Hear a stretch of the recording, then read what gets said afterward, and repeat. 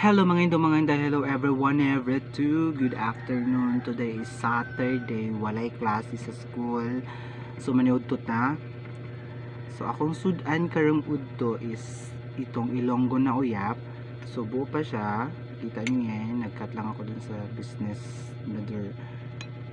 So amo na itong sudan karon. Butangan na to siya og suka kay wala man may kalamansi. Suka.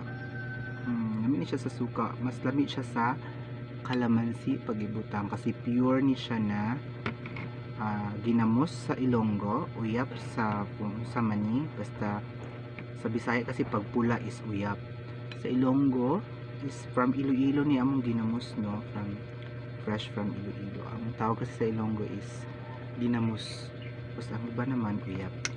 So butang na nato siya og kanang suka. So nakong suka diri sa baba na may pipino. So nag-recycle lang ko kasi sayang ang pag suka sa pipino kung ilapay nyo. So there's a lot of bones of pipino kaya hindi ko sinasali. So ayan. So ganyan lang. Mas the best yun siya pag kalamansi ang inyong putang kay humot kayo siya.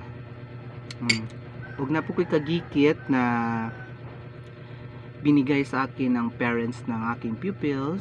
Actually baligya ni siya, negosyo ni sa parents akong pupil, pero gitagaan ko niya. So di man ta magtanggi sa grasya kung ihatag dawaton kaunta. So nako pipino diri sa baba. Actually punong puno ni siya pipino ganiha.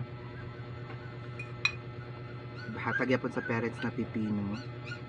So, ako na siyang gilanlan. Kaya the best ka siyang pipino pag gilanlanon ba. Tara, kaon na tao eh. Ito sa Saturday man ron. Humanap ko labadami sa akong mga uniform. So, maniuto ta. Enjoy. Hindi siya naginamos pa. Pag ilog-ilog din siya naginamos. Certificate from parents. Pipino yapon from parents.